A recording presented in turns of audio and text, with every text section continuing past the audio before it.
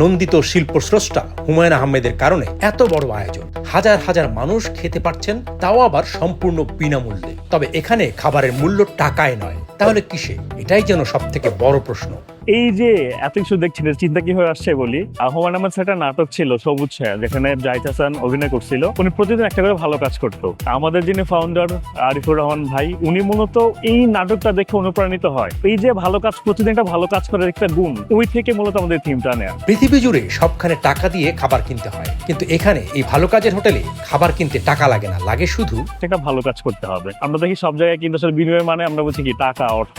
আমাদের এখানে হচ্ছে একটা ভালো কাজ, যেটা আসলে সমাজ পরিবর্তন একটা ইম্প্যাক্ট রাখবে, একটা অবদান রাখবে।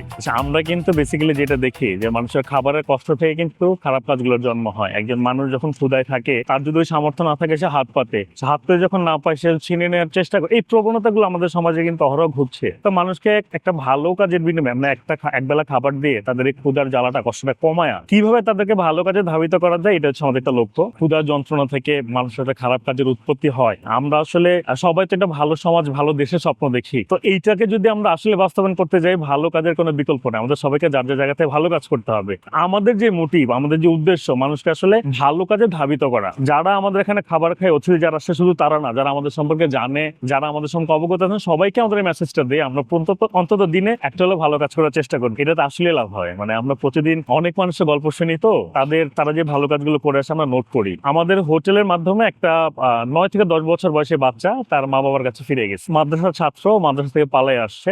তো ও যখন ঢাকা চলে আসে, তাকে মূলত আমাদের যারা খেতে আসে তাদেরই একজন, তার বয়স কত হবে, আনুমানিক 18-20 বছর বয়স হবে, যে ছেলেটা আসলে তাকে নিয়ে আসছে। ও নিজেই বোতল কুড়ে আসলে ওই যে তার যে ইনকাম বিক্রি করে, ওইটা দিয়ে তার জীবন চলে। তার আসলে পরিবার পরিজন বলতে কিছু নাই। বাট ও আমাদের ভালো লাগার জায়গা এটা যে ও এই জায়গা থেকে এই চিন্তাটা করছে, এই ছোট একটা বাচ্চা যদি বাজে সঙ্গ পায়, সে আসলে নষ্ট হয়ে যেতে পারে। ওই ছেলেটা দেখলো যে কমলাপুর থেকে ছোট বাচ্চাটাকে অন্য কিছু ছেলে যারা আসলে বিপদগামী বা নেশাগ্রস্ত, তারা তাদের সঙ্গে চট্টগ্রাম নিয়ে যাবে। তো ও গিয়ে বলছে যে না, তোমরা তাকে চট্টগ্রাম নিতে পারবে না, ওটা আমরা আমাদের যে পরিবার যারা আছে তাদের হাতে তুলে দিব। এরপর তার সঙ্গে মোটামুটি একটু ধস্তাধস্তি হয়। সে আমাদের দেখাইছে তার হাতে, গায়ে, ঘাড়ে মানে আঘাতের চিহ্ন ছিল। ওই বাচ্চাটাকে আমাদের হোটেলে নিয়ে আসে। আসার পরে যেটা বললাম, ও তার কাছ থেকে নিয়ে ওর কাছে সারা রাত ও সাথে রাখে। ও যে বোতল বিক্রি করে যে টাকা, এই টাকা তারা খাওয়া দাওয়া করে রাত্রে ওর কাছে রাখে। পরের দিন আমাদের যে 7 রাস্তা শাখা, সেখানে নিয়ে আসে। তো 7 রাস্তা শাখা নিয়ে আসার পরে মানে আমাদেরকে ঘটনা খুলে বলার পর আমরা ছেলের সাথে কথা বলি, তাকে আমরা আমাদের হেফাজতে আমাদের অফিসে নিয়ে আসি,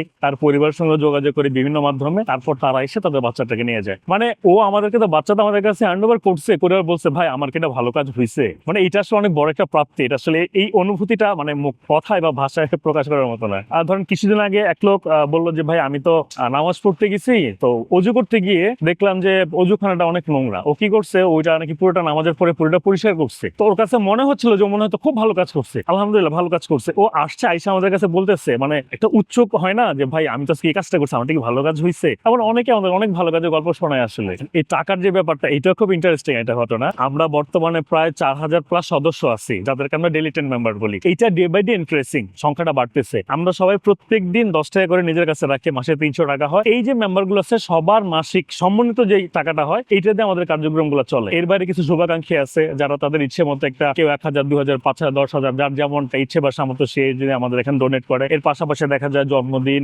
বিয়ে, মৃত্যুবার্ষিকী বা বাসার কত অনুষ্ঠান করি না আমরা। এই সময়গুলোতে আমরা যে খাবারগুলো খাওয়াই, যেহেতু আমরা 17টা জায়গায় প্রতিদিন খাবার খাওয়াইতেছি, এক একটা জায়গার কিন্তু কোয়ান্টিটি এক এক রকম। কোথাও 300 জন, কোথাও 400 জন মানুষের মিল নিয়ে যাই আমরা। তো তারা ওই পরিমাণ খাবারটা জায়গায় কন্ট্রিবিউট করে আমাদের এখানে। আমরা শুরুতে ছিল মাত্র 110 জন। এরপর একটা লম্বা সময় পর্যন্ত আমাদের এই মেম্বার বাড়ানোর যে ব্যাপারটা, এই প্রসেসটা অফ ছিল। আমরা মোটামুটি করোনার সময় থেকে এটা পুরো ওপেন করে দিয়েছি। এখন যে কেউ চাইলে আমাদের সদস্য হতে পারে। আমাদের যে সেটআপটা দেখতে পাচ্ছেন, এখানে যে কিচেন সেটআপ আছে, আমাদের রান্না তাদেরকে সাহায্য করার জন্য কাটা পোছা যা কিছু আছে, এই সেটআপটা টোটালি পেইড আমাদের। এর বাইরে আমরা যারা অথরিটি আছে, আমরা সবারই আসলে নিজস্ব কিছু ব্যবসা রয়েছে। কেউ চাকরি করে, কেউ ব্যবসা করে, বিষয়টা এমন। আমরা যেটা দেখি, ওই যে অলিম্পিকের মশাল একবার জ্বলে যখন আজীবন জ্বলতেই থাকে। আলহামদুলিল্লাহ আমাদের এই ভালো কাজের কিচেনের চুলা মানে এটা সারা বছর চলতেই থাকে, এটা অফার সুযোগ নাই। তো এইখানে যে লোকগুলো আসলে যে রোদে পুড়ে, এই যে আগুনের তাপে নিজের স্কিন বার্ন করে মানুষের জন্য কাজ করতেছে, এই মানুষগুলো টোটালি পেইড আমাদের। যে লোকটা আসছে উনি টোটালি সুট বুটেড। ইভেন আমি দেখি অবাকও হয়েছি। তো ওনাকে উনি যখন বললো যে আমি ভালো কাজ করে আসছি, আমাদের থিম যেটা ভালো কাজের বিনিময়ে খাবার, ডেফিনেটলি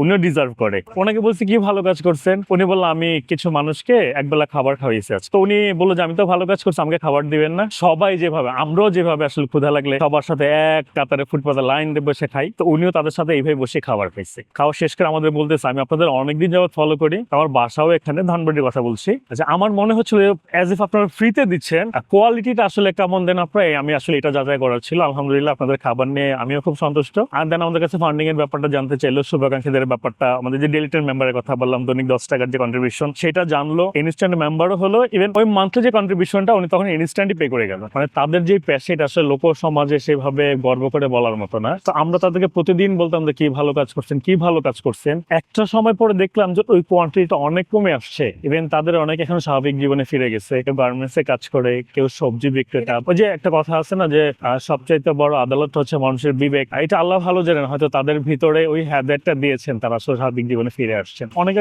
কটূক্তিও করতে পারে যে কিসের ভালো কাজ, যেখানে হয়তো ভালো কাজের বানারে তারা আসলে টাকা পয়সা হাতে নেওয়ার যে ব্যাপারগুলো এমন কিছু থাকতে পারে, অনেকে নেগেটিভ স্ল্যাংও ইউজ করে।